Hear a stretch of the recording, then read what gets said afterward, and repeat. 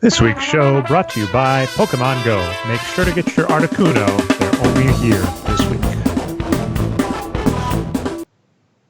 Welcome back to another Boxscore Geek show. I'm happy to say all of the geeks are here, kinda. I think Andrew is on and off. He says when he comes in and out. But anyway, we have myself, Patrick, and Patrick Minton.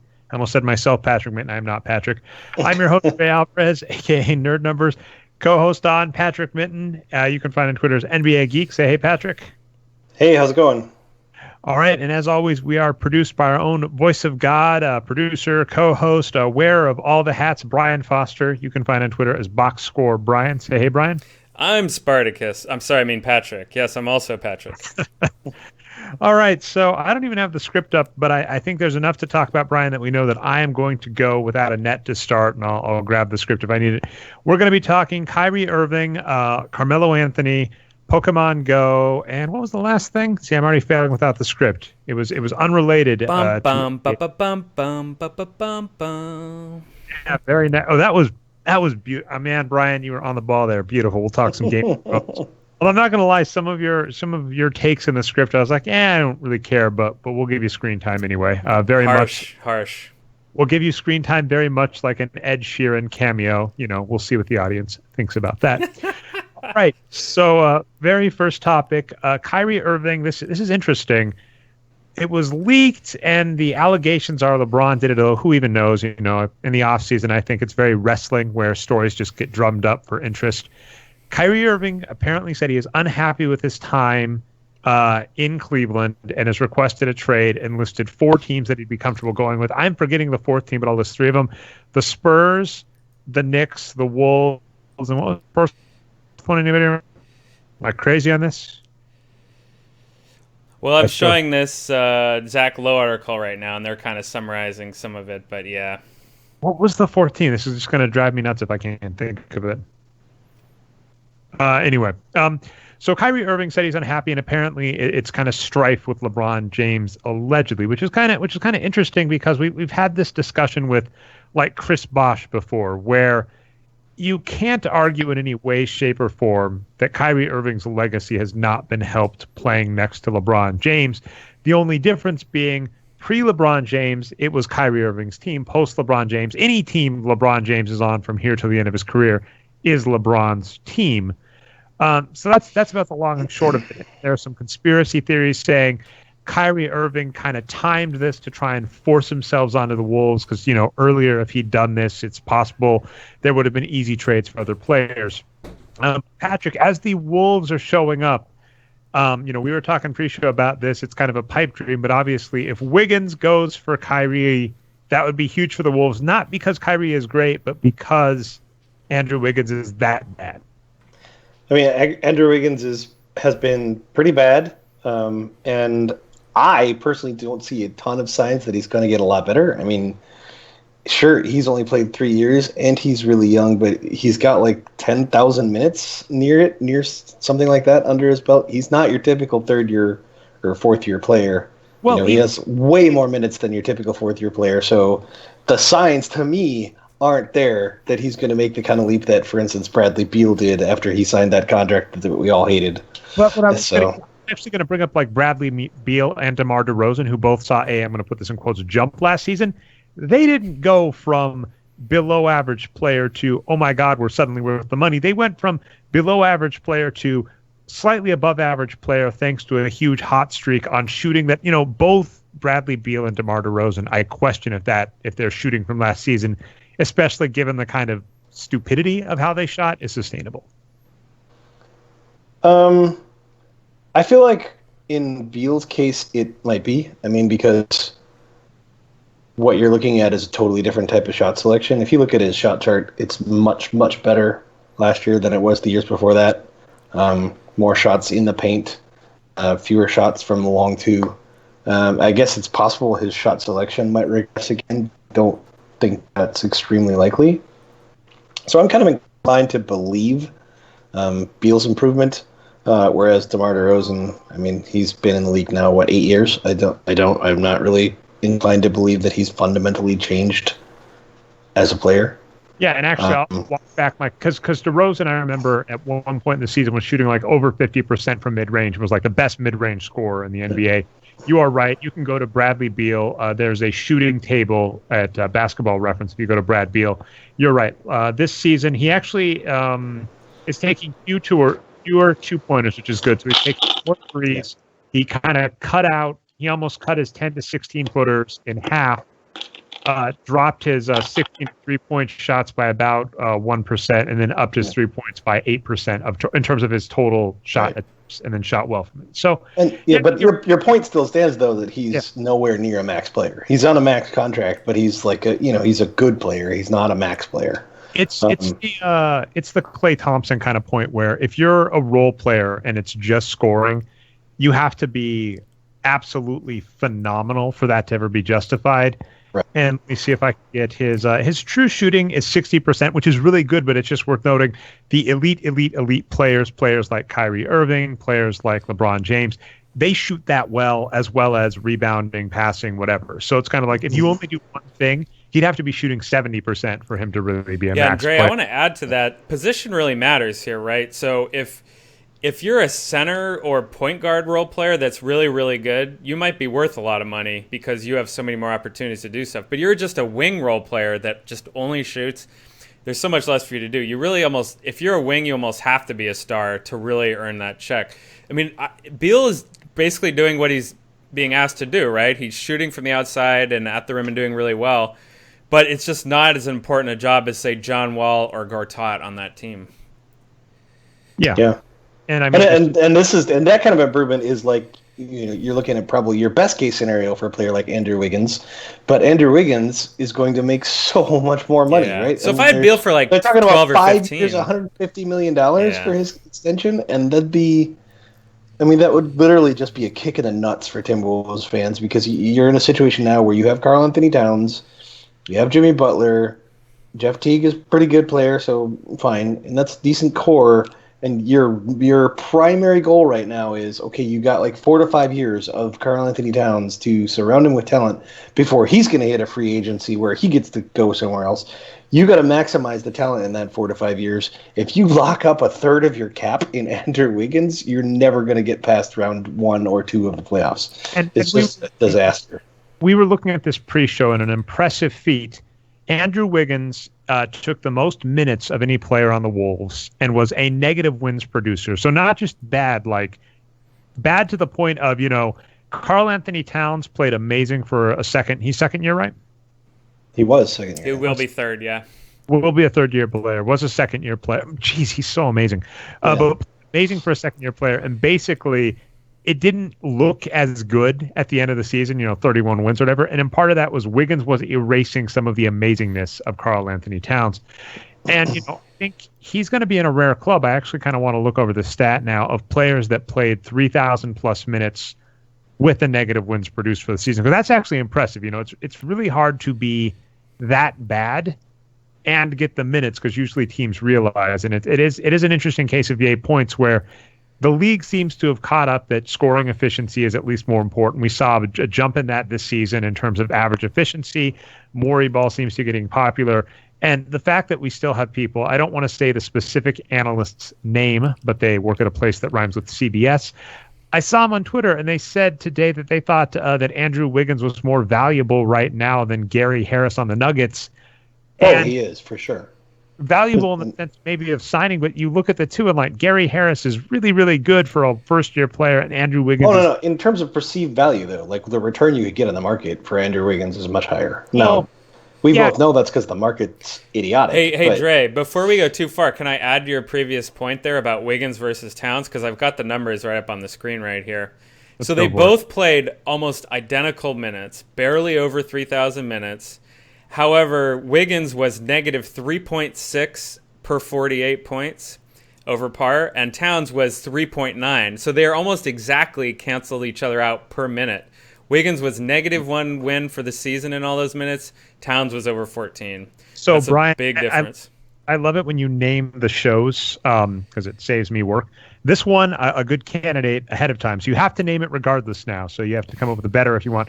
But I almost like the anti-Karl Anthony Towns because really that's what you're saying. Andrew Wiggins is the anti-Karl Anthony Towns. It's looking like it, but sorry, go ahead, guys. I mean, so for me, like when I look at the things that Wiggins is bad at, they aren't the kinds of things that traditionally players get better at, right? He's a terrible passer. He has absolutely horrible court vision. He doesn't do so. What's really kind of striking is the yeah. It's not just his assist rates, right? It's the things he doesn't do. Like he doesn't drive and kick. He doesn't make hockey quote unquote hockey assists. He's not that kind of player who just understands how to pass the ball and move the ball on the floor. He doesn't rebound well, and that's something players tend to not get better at. He doesn't grab any steals. That's kind of a part of anticipation and athletics that tends to be there from the get-go, but he's not very good at it. He's not a good ball handler. That's a key area that many players don't get a lot better at.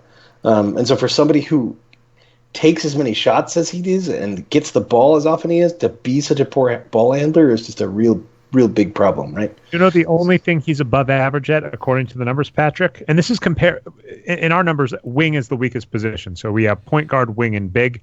Wing is the weakest position. So if you are below average as a wing, it really, really hurts because we grade on the curve, and then we also give you a bonus if you're a wing, where we basically say we're holding you to a lower standard than the rest of the players. The only thing Andrew Wiggins does better than the average wing is he gets 0.6 fewer fouls per 48 minutes.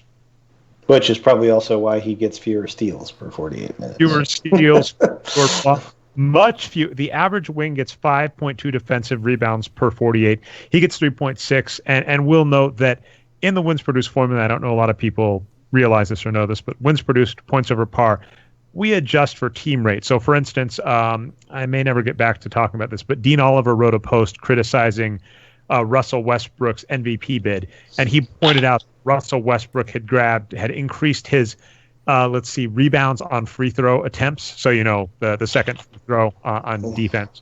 He had increased that by 0.7. Those kind of rebounds accounted for 0.7 of his 10.7 rebounds per game. And the wins produced formula, we actually adjust for that because we go by team rate. So if you're gobbling up the easy defensive rebounds that your team is supposed to get, we'll actually ding you. So bad, and it's not like that's 1.6 defensive rebounds per 48. That's not going to get made up by your team grabbing up all the defensive rebounds. That means you're bad. Would you take at this point? I mean, I think it seems like a pretty obvious you would take, but Kyrie Irving for Andrew Wiggins, would you be excited about that, or just kind of like? Yeah, I'd be thrilled because Irving has 2 more years on at $17 million, and if they keep Wiggins, they will end up paying him for 5 more years at $30 million. So, I mean, I forgot. Even if I think the talent wise, it might be a wash, but financially, it's so you have to be so much happier about your team's future prospects if you have that Kyrie Irving contract than if you have that ridiculous Andrew Wiggins contract that he's going to end up with, right? Yeah, and it's a bit of a shame. Am I wrong on this? They waived Pekovic. It's a shame that he never got healthy because obviously this. If you had Teague, Butler, Pekovic when he was healthy, and Towns, that's amazing. And worst case, Gorgie Jang is hopefully decent, right? I mean, I think Deng is a perfectly decent player. I think there's definitely it's a bit of a he's a little bit clunky and slow to play power forward next to Towns playing center, or they end up in scenarios where Towns plays power forward. Sometimes I think there are much better fits next to Karl Anthony Towns, but he's still a good player, right? I think, and he's on a perfectly good contract in today's CBA. So the problem, I guess, with Deng is that I don't think he has very high trade value, which is kind of a shame. But I still think he's a good player that will contribute to wins. So. He was above average, and I was just trying to look up in the background. It's a shame that Pekovic, he hasn't been. It wasn't since 2014, so it's a real shame. But I think I'm excited about I'm going to say, do you have anything else to say on the Wolves? Then I think we can probably talk Melo. Nope, just kind of hoping this trade happens so they don't have Wiggins for the next 5 years, 6 years.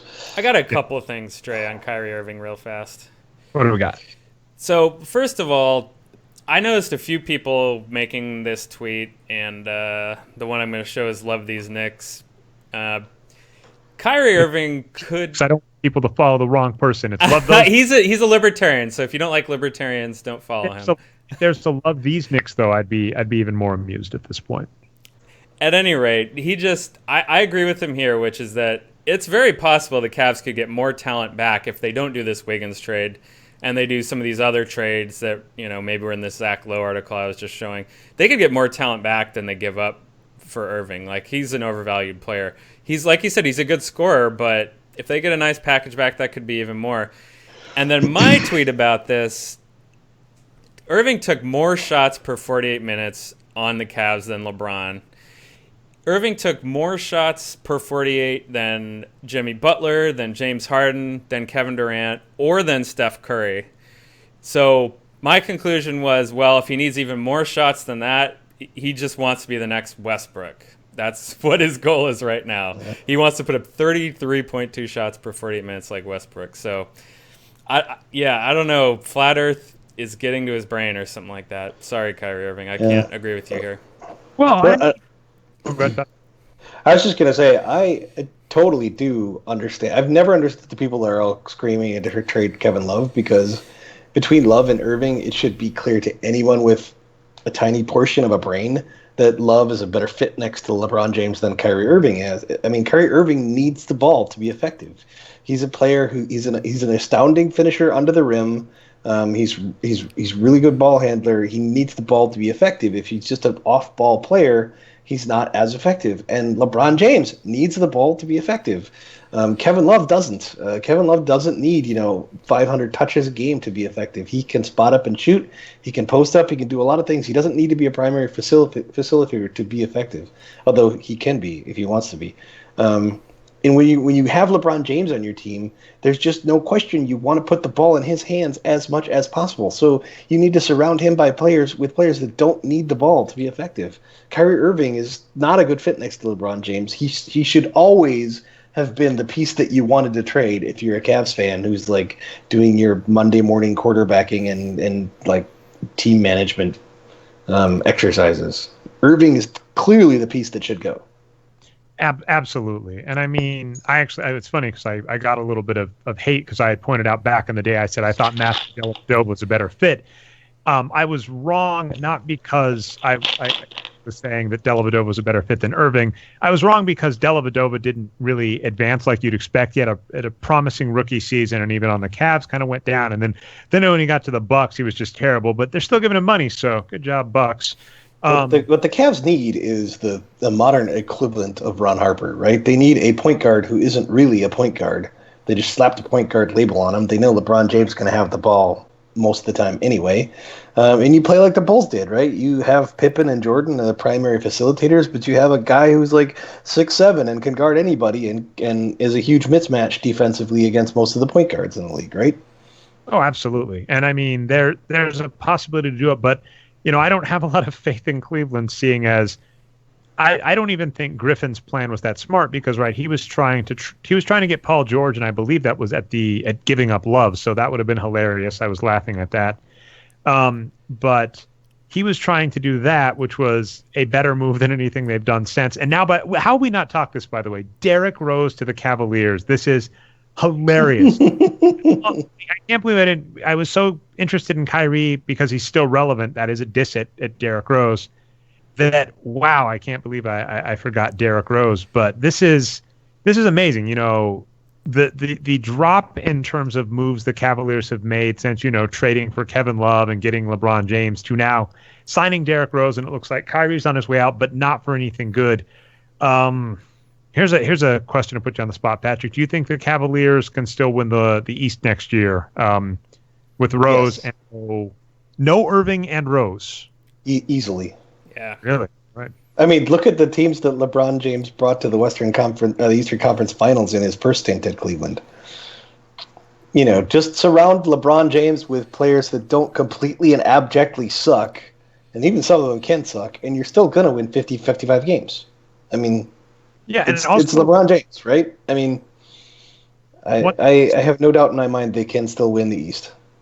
one thing that's fascinating is, we thought the Celtics were in a really good spot going into this offseason, right? I've actually been noting, they won the Eastern Conference Finals. Why is everybody being so down? But, two things they did in this offseason, I really like the Gordon Hayward signing. That is a good deal. Yeah. But then let go of Amir Johnson. Yeah. Let go of and Jay Crowder. I think they still have Jay Crowder. I think they crazy? kept No, Jay they had to Crowder. get. Did No, they? they had to get rid of Jay Crowder Ooh, to let's sign find Gordon out. Hayward. Are you sure? I don't think this is right. Yes, But that was my primary concern with the I'll Hayward research signing. it. You guys can keep talking. Unless something totally changed from what was announced then, Jay Crowder is gone. fairly certain Jay Crowder's still on him, so we can argue on air. But let's just talk Amir. So here's the problem. Let's say they still have Jay Crowder. Well, Jay Crowder and Gordon Hayward are both wings, and they've still got the issue of being undersized at the big. Al So Horford. wait, can we stop? What happened? That was the whole deal. They were going to get rid of him in order to make cap room. All How right, did- so we why have did they end up breaking keeping news. Breaking news on this from NESN.com. 1 day ago, Celtics Jay Crowder fires back about potential lack of playing time. So he's worried about getting buried on the bench behind Gordon Hayward, which would be a stupid move by the Celtics. Why not play them both? But anyway, Yeah. that's what it looks like is going on right now. Still on them. I think he was at one point, when people were talking about the trade happening, he was a name being floated as he'd have to go with. I don't think I'd have to see if I can find the specifics I of the could have Gordon. sworn that they worked it out that they had to trade Jay Crowder. Because that was my primary problem with it, is that I like Gordon Hayward, but I was like, and he's a little bit better than Jay Crowder, but is he $20 million a year better than Jay Crowder, who's on he has to have by far the most owner-friendly contract in the NBA, right? He's getting $7 million a year or something, right? That's ridiculous. $6 million. It's nuts. So they still have him, but here's the issue: they have Gordon Hayward and Jay Crowder. Well, they're both wings. I don't think one of them's not a Draymond Greenish player. I think you kind of run into a Paul George situation. If you play one of them big, you basically nullify their benefit because they're a perimeter player. I think you have to play Hayward at the 2 and Crowder at the 3, right? Yeah, exactly. And then you shop Avery Bradley. You do not give him minutes, right? Well, gave Avery, so this is where I think you're confused. Avery Bradley got traded for nothing essentially. Jay Crowder. So it was that's one of great then. I really like this. Patrick, I still think our point from before still stands, though. Like Dre was saying, Amir Johnson is gone, and some other players that are good are gone. The Celtics are probably better with Gordon Hayward, but I think they're going to be pretty similar to last year still. I think they got 3-4 wins better, which makes you a mid-50s, maybe even high 50s team, right? If you get 3 or 4 weeks better. So let's break it down. They picked up Markelle Fultz. So Isaiah Thomas was their best player. You were just saying Hayward at the 2, Crowder at the 3. Well, they've now got Fultz, Isaiah, Crowder. No. Markelle Fultz is the rookie, Dre. He went to the... Oh my God! Who did they sign? Who did they? I don't remember who they drafted at number 3 and number 11 or whatever it was the picks they got for that Fultz trade. But whoever they drafted, they're terrible and probably won't play. With this listeners, it's probably for the Pokemon Go talk as opposed to this. So it was Jason Tatum. There we go. All right. They're not making differences next year, right? I mean, and they're probably not going to see massive playing time next year either. I mean, they'll see probably a little bit more than they might on another sort of 50, 55 win team, but that's because it's Brad Stevens and he likes to play 15-man deep, right? But, I mean, those players aren't going to be huge contributors next year. I don't think anyone even expects them to be. I think it's pretty clear that this is going to be like an Isaiah Thomas and Gordon Hayward show, and hopefully they play Hayward at the 2 and Crowder at the 3, and then a couple of big men, and that should be a 50-win team, right? That's what I wanted to get to. So, all right, you've got let's apologies, listeners. We know nothing about the Celtics, oddly, but okay, so it's the ideal world. We have Isaiah Thomas at the 1, Gordon Hayward at the 2, Jay Crowder at the 3. That is ideal. We hope they do this. They let go of Amir Johnson and Avery Bradley. So at this point, they have Al Horford, who is a big. So they are still lack a decent big. So, I mean, I think they let. But you've just named 4-star players. So even if they play a stiff at the remaining big spot. Do you guys want it? I've got the ESPN Boston Celtics 2018 depth chart up right now. Who knows if it's going to be what it is, but do you guys want to hear what ESPN thinks?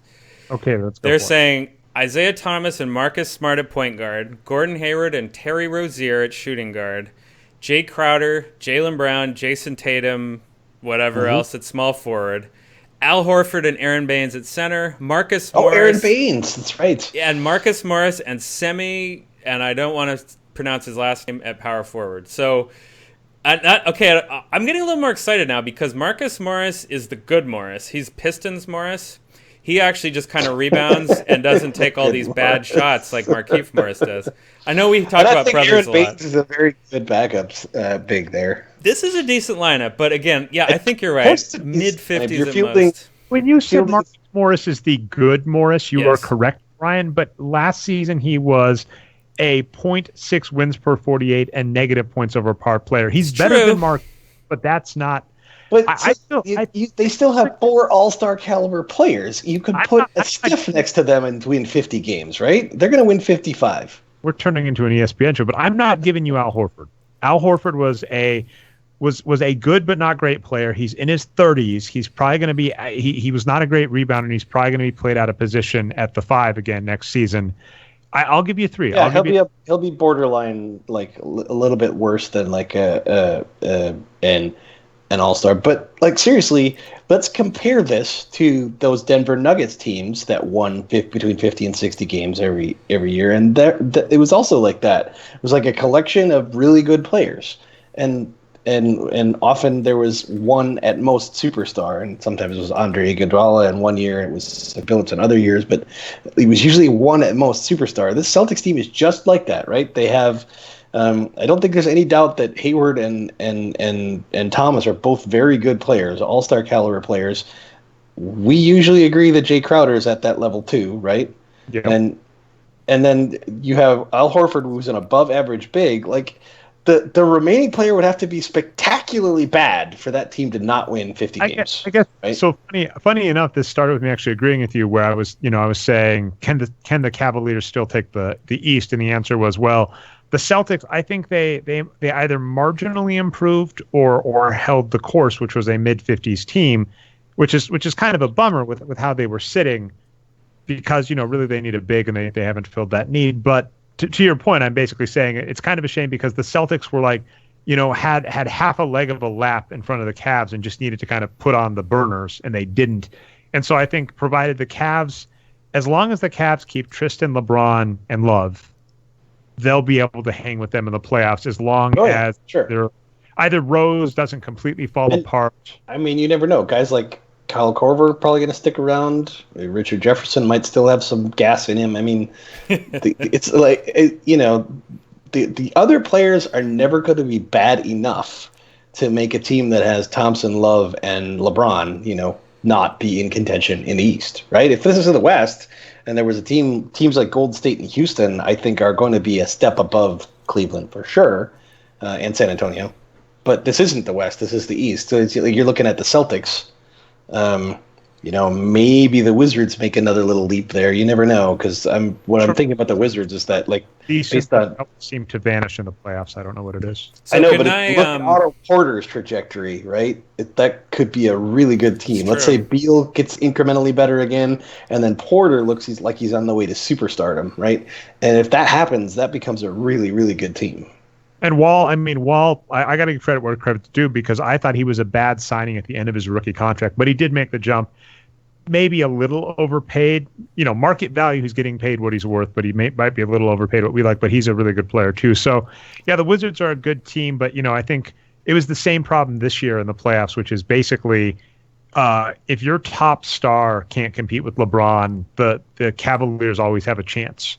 And that was the case in the East this year. No team really had a star, and that's with the Bulls trading away Butler, that was like the best shot, right? They almost upset the Bulls. The Bulls almost upset the Celtics. When Butler and Rondo were healthy. Rondo to the Pelicans is really fascinating. I'm really looking forward to the Pelicans next season, because Rondo, Anthony Davis, and DeMarcus, who the hell knows how good he is, Cousins. He's got that chemistry from playing with Rondo on the Kings, obviously. So that chemistry will carry over, right, guys? So do you want to quantify this Celtics thing a little bit? Because I was curious and I looked it up. We've got Vegas Insider 2018 win totals from July 13th, which is 13 days ago from now when we're recording this. They have the Boston Celtics here. Let's scroll down a little bit. Over is 54.5 wins. So right on what we were thinking. Isn't Vegas good at this? I wouldn't touch that number with a 10-foot pole. Yeah, that's kind of brutal. If we were doing like win squares where you had to pick a number, I would pick 55. Yeah, so we'll see if that number moves. But yeah, that's looking tough for next year. And here's my very last thing on the Cavs. I'll get this in real fast, Dre. I saw a great post on Reddit. Is having LeBron really worth the trouble? It talks about all the stuff that, from Wages of Wins on how much a player adds to your team money-wise in terms of the gate, in terms of playoff revenue, all that stuff. So, I recommend that to people. We'll put the link out to it. One thing I'll say about LeBron, and this is in a way I do not blame Kyrie. Having LeBron on your team is absolutely, totally worth it. But he is also exactly the type of player where he locks you into you have to acquire certain other types of players to surround him with. You can't just go out and, I'll give you the shopping list of the best players and put them next to LeBron and it'll work, because it won't. You have to surround him with players that don't need the ball. The Ron Harper types, right? Yeah, you can get one guy, like a Dwayne Wade or something like that, next to him, and that's fine. And then Wade, by the way, I think also sacrificed some touches and some absolute numbers to play next to LeBron. Yeah, stat. It kills me that the stats.nba for touches and stuff don't go back that far. But so for instance, you could grab yourself a Karl Anthony Towns. Let's just assume he continues to become a superstar, and you could surround Karl Anthony Towns with pretty much any sort of collection of great talent you wanted to, and you'd have a great team. Like, you could surround him with great 3-and-D wing shooters, or you could surround him with great ball hoggers, and there's lots of ways you can surround him. There's lots of ways you can build a team around him. With LeBron James, there's only a couple of ways to build a team around him, because he's never going to become he's never going to stop being that sort of ball dominant point forward player. He just won't. He won't change his game, and some coaches have tried and they ended up getting booted, right? And it didn't last. You have to coach him the way he wants to be coached, and you have to surround him with players that fit that. Now, is that worth it? I think so. You win championships, you usually get to start bathing in $100 bills, right? But it ties you into a thing, right? And if you're a player like Kyrie Irving that doesn't fit that mold, I can totally understand getting frustrated with that. And by the way, even aside from the whole I want to be number one thing, but being knowing, okay, I'm effective with the ball in my hands, but I'm playing with a guy who wants the ball in his hands all the time. I can understand that being really frustrating. When we talked Lonzo Ball with Chris Ye, one of the things we brought up is Lonzo was really comparable to Kobe in terms of annoying fathers that were overbearing and stuff.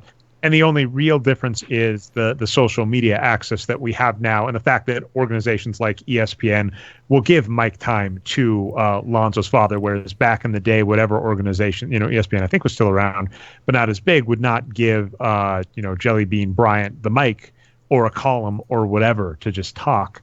And I think it is interesting that if people remember Larry Bird and Michael Jordan as two examples, these guys were assholes. John Stockton's the same way. These people were assholes to teammates, and teammates hated Michael Jordan, and he forced them to play a certain way. And one of the stories, I cannot find the link to this, so maybe I'm just imagining it, but I saw some documentary once or read something where Bill Walton's talking about being on the Celtics, and one of the players, Parrish or McHale, was out.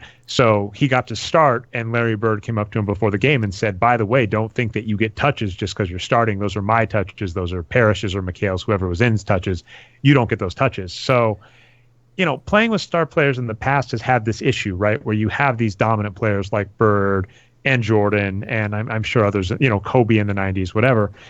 And teammates have gotten upset with them, right? Like Kobe and Shaq feuded. I can't think of any explicit feuds with Larry, but I mean, basically the team just deferred to him. There were feuds with Michael Jordan. So this is nothing new. It's just we kind of have more access to it, and the beat reporters are going to bite so much quicker, right? Kyrie Irving expresses dissatisfaction with Cleveland. Oh my God, all of the beat reporters are just drooling over that news. Whereas, someone tried to, I always forget the player's name, Brian, you always bail me out, but the player that tried to punch Michael Jordan, Kerr tried to punch him in another. Steve Kerr. Kerr tried to punch him. He was punched by Jordan in practice. No. Who did break his legs? I'm getting this wrong. So player one. Kerr punched Jordan. Oh, really? Okay. It was one of he's talked about it a lot in interviews. It was one of those things where they were going at it really hard in practice. Jordan was giving him all kinds of trash talk and shit, and I think this was Kerr's first year with the Bulls, and he's like, I got to do something. If I don't do something about this now, this guy is going to walk all over me all fucking year. So he started a fight with Jordan, and according to Kerr, and Jordan afterwards, I'm sure Jordan was still an asshole, but after that, Jordan had sort of a grudging respect for him because he was willing to stand up to Michael Jordan like that. Wait, Googling, it looks like you're both right. Kerr punched Jordan, Jordan punched Kerr. It sounds like Jordan initiated with a forearm shiver to the chest, and then they both went at each other after that. But Kerr did throw a punch, you're right. I mean, I think that forearm shiver to the chest is the kind of thing Jordan did to his teammates all the time. Absolutely. In practice. Especially if they never punched back. And Kerr was just like, I'm not gonna let this happen to me all year. I'm gonna punch him back, right? I think it's just one of those. I think that the teammates that succeeded with Jordan, and I'm sure this is true of LeBron James and a whole bunch of other stars, are the ones that were thick-skinned enough to just be able to deal with it, right? Yep, I really liked your point. And I just wanted it to be clear that that's not a new thing in the NBA. And it's interesting, like the example I brought up at the start of this was Chris Bosh, where Chris Bosh is a first ballot Hall of Famer now. You can't argue he got hurt legacy or pay-wise at all by LeBron James. Really, it really sucks. His heart condition is horrible, and I have all the feels in the world for Chris Bosh. That sucks. But at the end of his playing time with LeBron James, he got a max contract with the Heat.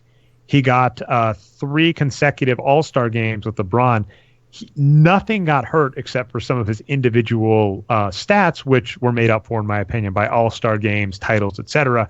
But at the end, he was upset about it. And so I think there is something very real about playing next to a star and that wearing on you. And it is funny to watch the Twitterverse basically yell at Kyrie about this, where it's kind of like we've made this exact same point time and time and time again.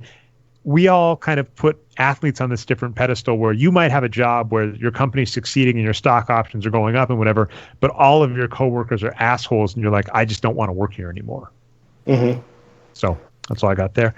Speaking of weird teammates, I don't have a ton to say on this beyond brilliant work by Melo if it happens, and the Rockets shouldn't do it. Apparently, Melo was really, really pushing to end up on the Houston Rockets.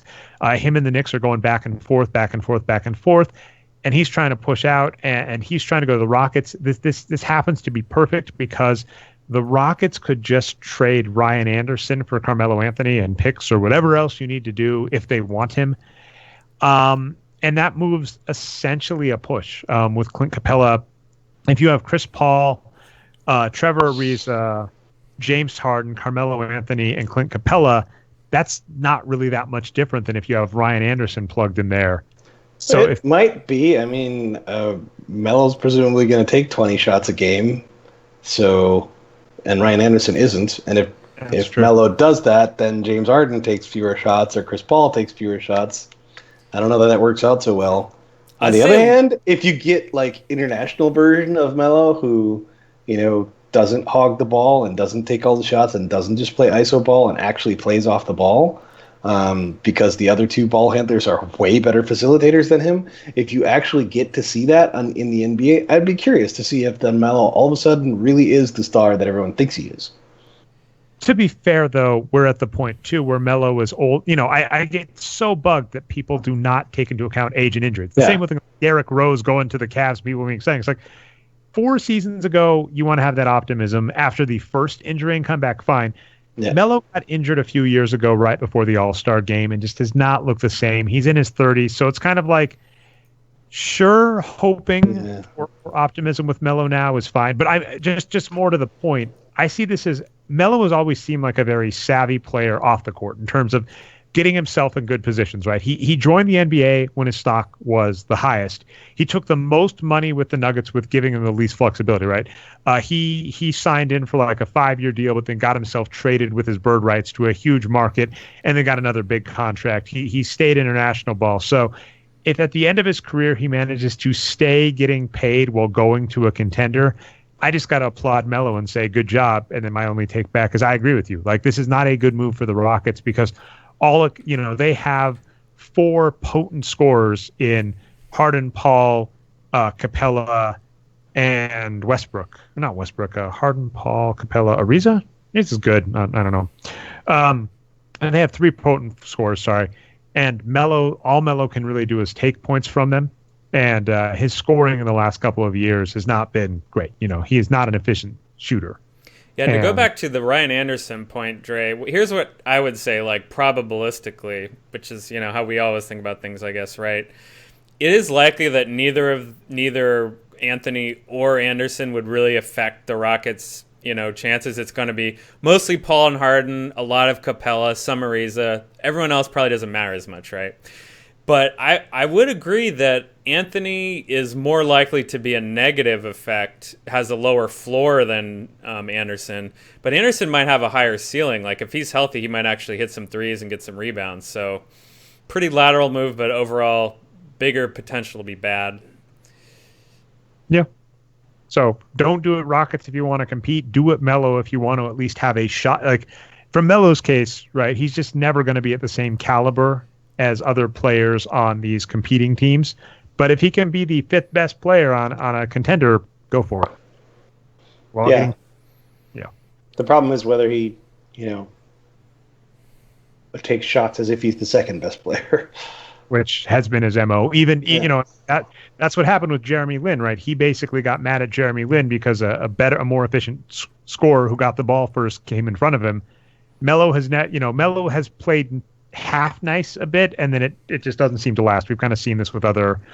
Sorry, I'm getting a little confused. That's why I keep wiping my nose. But Melo has been kind of never. Oh, and it just occurred to me that was with D'Antoni too. Oh, I forgot about that. And actually, according to D'Antoni, I mean, I think that might work in the Rockets' favor. D'Antoni claims he left the Knicks because he couldn't agree with Melo. So D'Antoni might be saying, "Look, you just got Chris Paul. Look what I did with James Harden last season. Do you really want to get this guy that caused me to leave the Knicks?" When they put, and to be fair, the Knicks played like their best under him. So, yeah. All right. I don't have a soft landing to this. I actually, as I mentioned last week's show, I went to the Pokemon Go Fest in Chicago, which, if you read up on it, had some amazing stuff. The CEO got booed. Various performers got stuff thrown at them. Nobody could play unless you were on Sprint. And actually, the takeaway I want to give is, as much of a cluster as it was, it seems like it proves that, perception doesn't always match reality. The Pokemon Go game since then, they've introduced legendary raids, which have been a blast. I actually have some legendary Pokemon now. And it was interesting to me kind of comparing this to sports where, just because a team is poorly run, think the Knicks, doesn't necessarily mean there's not a fan base for it. And so, there have been some bad playoff matches, but that doesn't mean the NBA is still not popular. So I kind of want to equate that, because 20,000+ people still showed up in Chicago for this thing. They still did release legendaries. I've seen an uptick in basically user play since then because they've been going on raids. So the easy thing to say is this festival went horribly, and Pokemon Go, oh my God, it's the death knell. The other way to take it is this was a bad event by a company that still has a very active and loyal fan base, and since this has happened, is engaged. So I don't think either of you are still playing, so I don't expect too much of an opinion there. But I did definitely think I was interested. I did want to say that, yeah, it was kind of as bad as reported in terms of how many things went wrong. But at the same time, the postscript to the event does seem to be a lot of people playing again. I mean, it's like the I'm trying to think if there's been an equivalent sort of resurgence in. I mean, Magic the Gathering hasn't seen anything like that. It's pretty cool. Yeah. Well, I mean, it is always amusing where people think something bad happened, ergo everything is horrible, whereas it can be companies can make mistakes, right, and still have success.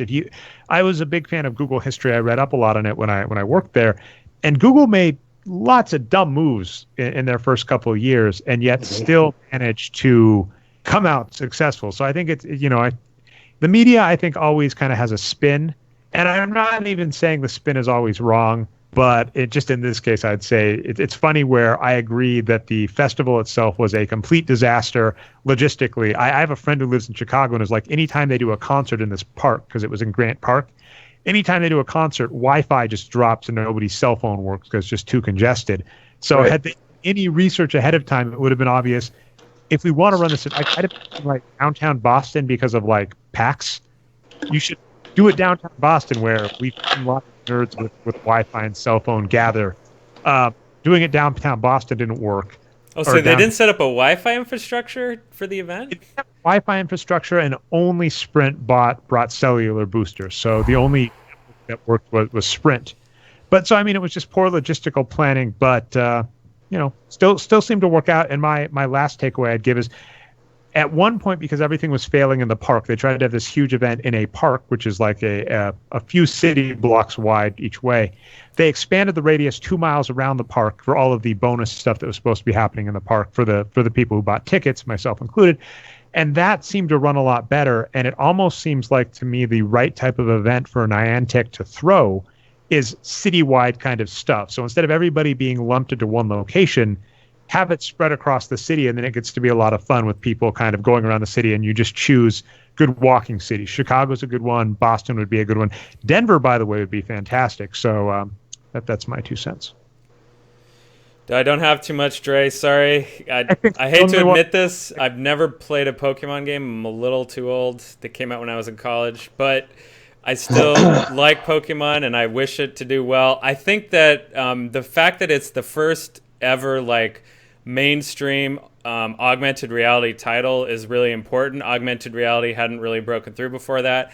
I think the cooler applications are for industrial rather than gaming, but it's cool for gaming too. Yeah. And as a game, it still is one of the top 5 mobile games, I think. So they're still doing fine financially. So I agree with you. And raids are going great, and they did something great. Raids are cool. So they've got legendary raids, and actually I'm in Appleton, and there are lots of people that are doing these. So, it takes 10 to 20 people. There are groups of 20 plus showing up throughout the day, and those are going on for the next 3 weeks for legendary. So that's fantastic, and it seems to be working. All right, let's actually get to something our audience might care about. Cause Game of Thrones. Brian, I like the episode.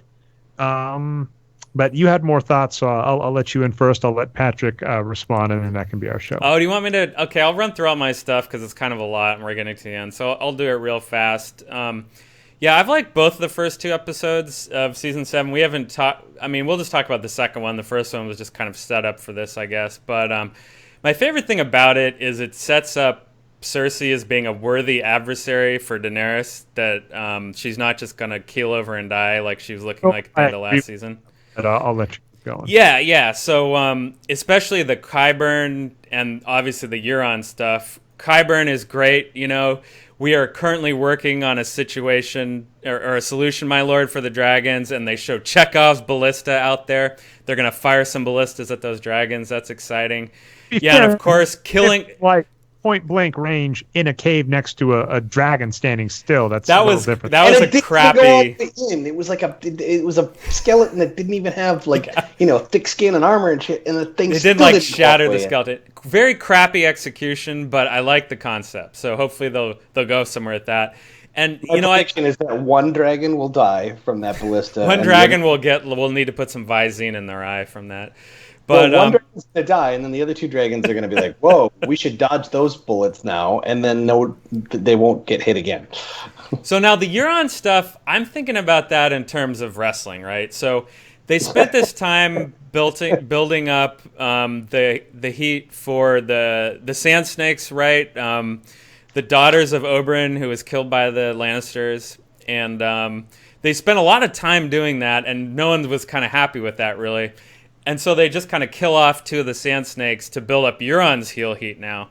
So that's a little bit weird, but I think it's effective the more I look at it. Is it that, or is it just, are they just doing cleanup because nobody fucking likes Dorne? Like, the books and the TV, everybody's like, why do I have to keep watching this Dorne shit?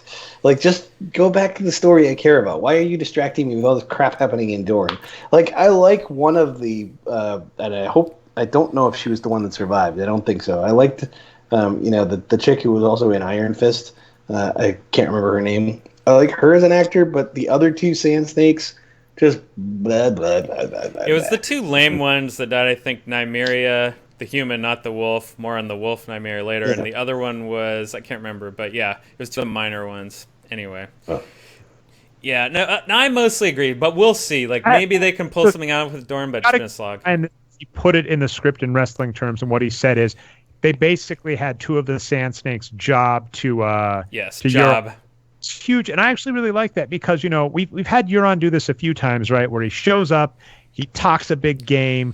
In the book, the way they do it is that he has a horn. So they might be doing, like you mentioned, Patrick, the Chekhov's ballista might be killing off one of the dragons. In the book, he's got a horn that's supposed to be able to let him control a dragon. Yes. So the end result is probably the same if they're not. And he has a dragon egg in the book too, doesn't he? I think he has a dragon egg. You're right. There's a lot more unknown stuff. Because what there might have been in the book going forward is he uses the horn to control a dragon. They're forced to kill that dragon, then they still have 2. Now what they'll do is there's a ballista or several that kills a dragon. They destroy those. They still have 2. Same kind of deal. But Euron showed up a few times, kind of talked a big game. It really is nice to make him a formidable force. And then what I also liked, right, is last episode you said you were going to talk week 1, Brian, but in week 1.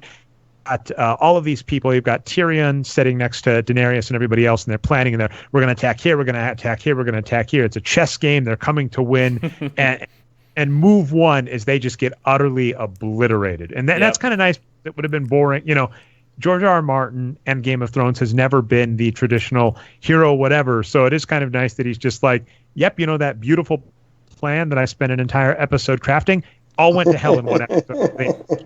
But it's also kind of a fairly transparent way of sort of forcing Dany to make more compromises, right? To say, okay, this stuff where I try to take over without killing any innocents isn't going to work.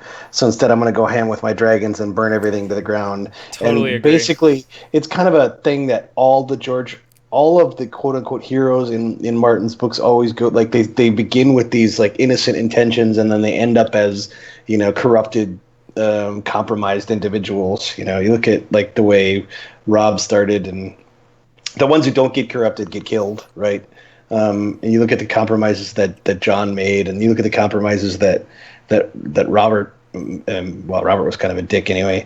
Like they all just kind of end up the same, right? The meet the new king, same as the old king kind of thing.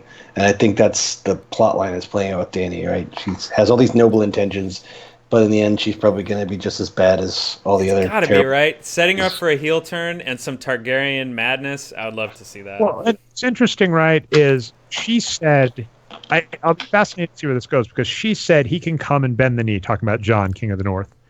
And Tyrion sent him a nice letter, I guess, and there are a bunch of, this is what's nuts. I haven't read them, but there are people that go through these letters that you can barely read and zoom in and read them and then say, and they actually write them. That's really cool. But, he kind of is giving the impression that they just want to meet to talk to form an alliance. And, the storyline, for those of you that don't know, in the books, part of the reason the war started is that Jon's grandfather, so Ned Stark's father, went to meet with the Mad King Aerys, right? I get the name right? Believe yeah. But went to meet with the Mad King, and he burned them. So he was supposed to go and talk, like, hey, we're going to have a nice discussion as one ruler to the other, and they got killed. That's a running theme, right? That happened to Robb as well. So it's a running theme in the Stark household of, I'm going to go have a discussion with an enemy, to try and, as you're saying, Patrick, like the funny, like naive intention. So it'll be interesting to see what happens with Jon here when he goes. Hang on, Jon's father's Rhaegar. His supposed father. Yeah. Yeah. No, he is. Oh yeah. No. I'm saying Ned is supposed to be his father. Oh, that's what you mean. Okay, his stepfather. Right, because those events that you're saying, Dre, directly led to Robert's rebellion, right? After they burned Brandon Stark, I think it was, and some of the others, they're like, okay, Robert's going him now. He was going with the wink, wink. Everybody that's read the book has known for 20 billion years, and the show just finally the show revealed it. Yeah.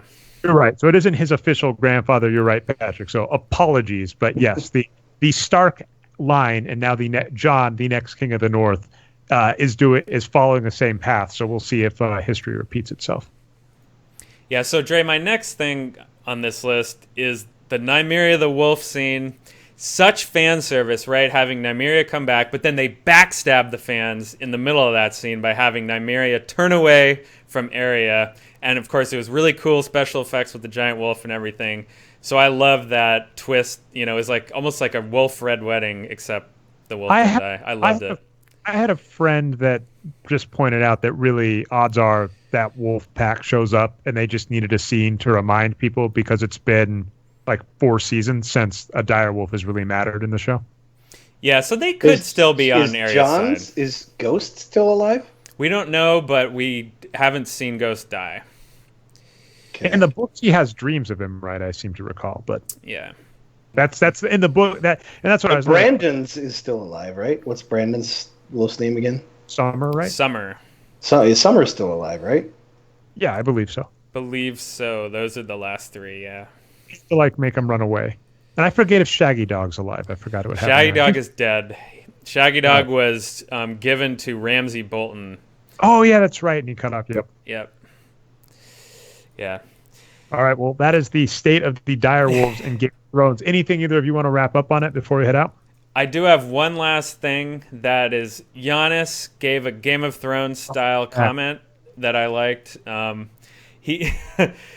So this is pointed out by Reddit. Actually, again, we love the RNBA subreddit. Yeah. So here's what the author put here of the post. Giannis on how long he will stay with the Bucks and KD's move to Golden State Warriors. A guy might want to stay with a team, but the team needs to make the right moves. And of course, we agree with that. I love whenever young players know their own worth and aren't falling into this paternalistic bullshit. But as the top commenter says, he sounds like Jack and Hagar when he makes that comment. So anyway, good job, Giannis. And I mean, well, there's a few things. First off, that's not true because the way the CBA keeps getting set up over and over and over again is if you want to maximize your earning, you have to do what the team says. So yes, there have been sign-in trades that have been, yes, they're like the Chris Paul sign-in trade was completely in Chris Paul's benefit, but that required the Clippers did him a real solid there. They could have said, screw you, you're going to take a pay cut, but they didn't. So he's not 100% right there. Because he took the money, right? Well, no, I'm saying, of course he took the money, but I'm saying in 4 or 5 years when his contract's up, if he's like, the Bucks, you suck and I want to win, they can go, okay, well, you're right, we suck, but we can offer you a max deal. It's more than anybody else. So if you want to go somewhere else, you have to make a compromise. So his line kind of being like, the team needs to do this. The real answer is, either the team does that and and if you choose to leave, you take a pay cut, or the team does what you want and everybody's happy, and that seems to rarely happen. And on the same note, what's funny about the Bucks is, right, they gave Matthew Dellavedova a big contract that even the Cavs, who spent a ton of money on a bunch of players, including players like J.R. Smith, weren't willing to match. They signed they traded for and extended Tony Snell, who I like the rhyme you said, Brian, does nothing well. Though he played okay last season. I don't remember saying that, but that's awesome. They're stopping Greg Monroe. So it's kind of like, I'll be interested to see where the Bucks go. I'll be interested to see. And maybe, in all fairness to Giannis, although I'm calling him a hypocrite a little bit, maybe that's what he means. Maybe he's like, hey, you guys better keep making good moves or something. I don't know. We'll see. I just enjoyed the sentence structure as Reddit did. And that's all I got on Game of Thrones, actually, all Dre. Right, Patrick, last word. Outro. Nope. I got no more words. Last word. And I'll actually give Niantic a combo shout-out bash. Awesome that they released the legendaries. The raids are awesome and are going well, so good work on that. Do better if you do another festival for F's sake. That's what I got.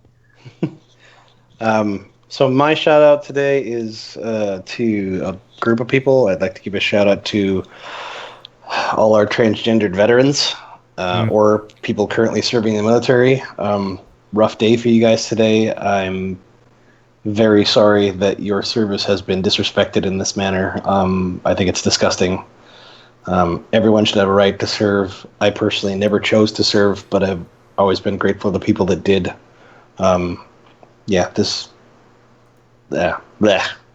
sorry this had to happen to you. I'm sorry that your honor had to be besmirched like this.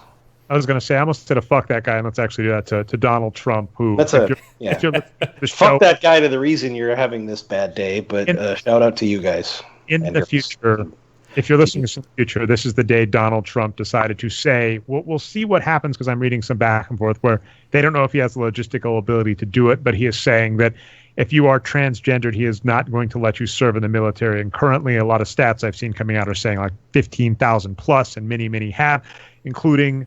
And that's the ones that are out, right? I mean, I'm sure there's also the reserves as well, not just active duty. So it's ridiculous, and I agree with that. I've seen a lot of great reactions from people that are serving right now, saying like, "Yeah, let's see you try to kick me out." So I agree with you, Dre. I don't think it'll necessarily happen. Let's hope. Okay, well, regardless of whether it happens or not, this level of disrespect is unacceptable. Brutal. I mean, it's much worse than a slap in the face, right? But yeah, I just like to shout out to everyone that had to endure this, and hope you guys and girls have better days ahead of you. Absolutely. Okay, well, I'll let that, unless you've got anything, Brian, I'll let that be our show. That's it. Take us out. All right, this has been the Boxscore Geeks show. If you found us not through the website, you can find us at boxscoregeeks.com. You can find the podcast on iTunes and Stitcher. Subscribe, upvote, helps us out. We go live every week, Tuesday or Wednesday, usually at 9:30 p.m. Eastern Standard Time. You can find us at twitch.tv/nerdnumbers. And if you missed the live show, you can catch the recaps on channel Nerd Numbers on YouTube. I've been your host, Dre Alvarez, on Twitter as Nerd Numbers. Co-host Patrick Minton, you can find on Twitter as NBA Geek, and producer Brian Foster on Twitter as Boxscore Brian. Hope you have a good one.